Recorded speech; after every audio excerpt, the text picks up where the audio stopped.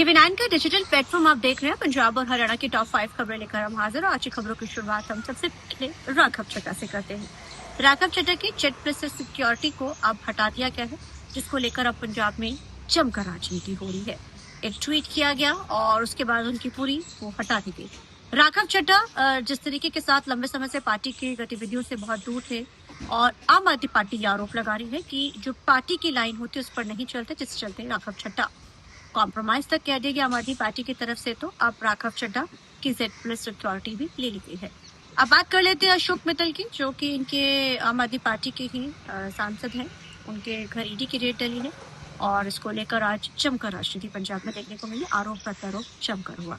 अब बात कर लेते हैं हरियाणा की। तो हरियाणा में फसल को लेकर, मंडियों को लेकर लगातार जो है विवाद जमकर इस समय हो रहा है। इस बारे में खास बातचीत जो है राजेश नागर ने क्या कहा, ये आपको सुनाते हैं। हमारे मुख्यमंत्री जी सभी अधिकारियों के साथ डेली समीक्षा ले रहे हैं और जो भी सभी डीसीज के साथ, सभी डीएफएस के साथ बैठक होती है, सभी अधिकारी हमारे उसमें बैठक में शामिल होते हैं और कहीं से भी कोई शिकायत आती है तो तुरंत उसमें जो भी दिक्कत आती है उसके लिए डीसीज को और अधिकारियों को निर्देश भी देते हैं। और हमारे सभी मंत्रीगण, हमारे सभी विधायकगण भी सभी अपनी मंडियों का दौरा कर रहे हैं कि भाई जिससे किसान भाइयों को कहीं से भी किसी भी तरह की कोई दिक्कत ना हो। अभी तक सर कितनी फसल की आवक मंडियों में हो चुकी है? अभी तक 624 करोड़ का भुगतान हो चुका है। 8,000 हमारे किसान इसमें शामिल हैं और लिफ्टिंग भी 4 लाख मैट्रिक टन से ज़्यादा की हो चुकी है। चुनावों का बिगुल बुझ चुका है, तो बीजेपी की इन चुनावों में, निगम के चुनावों में किस तरह की रणनीति रहेगी?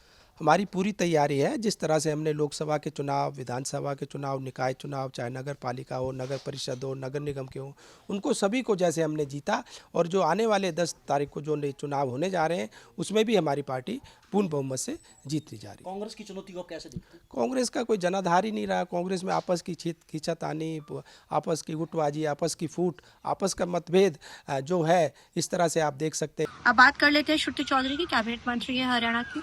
उन्होंने भी नारी शक्ति के ऊपर बोला और रिजर्वेशन बिल के ऊपर भी बोला। क्या खास कहा, आइए आपको सुना देते एक बार। जैसे माननीय प्रधानमंत्री जी ने ये बोला कि हमारे टाइम का वन ऑफ द मोस्ट महत्वपूर्ण डिसीजंस हैं, ऐतिहासिक, हिस्टोरिक, हम उस पड़ाव पर आ चुके हैं जहाँ पे जो एक विकसित भारत का जो सपना जो है और एक जो लक्ष्य लेके जो तेज़ी से ये सारे ढांचे तैयार करे जा रहे हैं, बहुत बड़ी बात है। मैं प्रधानमंत्री जी को धन्यवाद करती हूँ। और मॉडर्न वर्ल्ड में आप देखेंगे कि बहुत विकसित बड़े बड़े देशों में भी ये कदम नहीं उठाया गया और भारत ये कदम उठा रहा है, ये काम करने जा रहा है, एक बहुत बड़ी बात है। और यही नहीं, ये पार्टी ने एक बहुत इस लक्ष्य को लेके मेहनत करी और फाउंडेशन जो है वो बनाते गए लगातार। और आप देखिएगा कि जैसे ही प्रधानमंत्री जी ने अपनी बागडोर संभाली देश की, उन्होंने ऐसे ऐसे जो योजनाएं शुरू करी, जैसे आप हमारे हरियाणा से ही आप आ जाइए कि ऐतिहासिक बेटी बचाओ बेटी पढ़ाओ का जो उन्होंने अभियान शुरू किया, जो एक जन आंदोलन के रूप में उसको एक रूप मिला। और पहले, उससे पहले कोई था ही नहीं भ्रूण हत्या के बारे में, जिस सरकारें आई गईं और इसके ऊपर कोई काम नहीं किया गया। और हरियाणा खास तौर पे एक सुर्खियों में बना रहा। ये सारी बहुत ही डिस्टर्बिंग खबरें हर तरफ से आया करती थी। बीबीएमबी का मुद्दा एक बार फिर से गरमाना शुरू हो चुका है। जिस तरीके के साथ कल बड़ा फेरबदल किया गया कि अब हरियाणा और पंजाब के नहीं अधिकारी नहीं बल्कि पूरे देश भर से कहीं से बंद, इसको लेकर भी राजनीति होनी शुरू की है।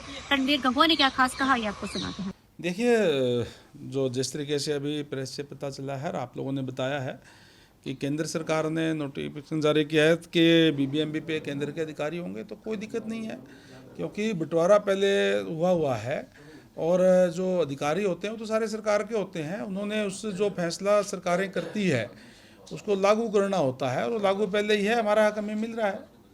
लेकिन विपक्ष लगातार आरोप लगा रहे हैं कि जो केंद्र सरकार है उसने कहीं ना कहीं हरियाणा के हक और पंजाब के हक को कम कर दिया। आप उस आरोप को कैसे देखते हैं? विपक्ष तो केवल और केवल, अगर हरियाणा सरकार भी और केंद्र सरकार भी अगर कोई अच्छा कार्य करती है तो उसका भी विरोध करने का काम करते हैं। उनके पास कोई मुद्दा नहीं है। इसलिए ये मुद्दे ढूंढ रहे हैं कि किस मुद्दे पर हम बात करें, और कोई इसके अंदर कोई बात है ही नहीं। जो केंद्र सरकार के अधिकारी है वो भी सरकार के अधिकारी है, और वो अगर काम करेंगे तो दिक्कत क्या है। चुनाव का बिगुल बज चुका है, तो भारतीय जनता पार्टी की इन चुनावों को लेकर क्या तैयारी है? भारतीय जनता पार्टी हर एक चुनाव को बड़े गंभीरता से लेती है, और हमारा पूरी तैयारी है।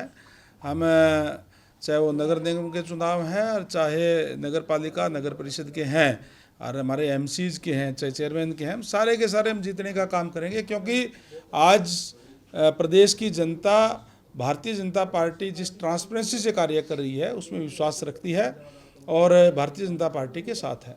कांग्रेस की चुनौती को इस चुनाव में आप कैसे देख रहे हैं?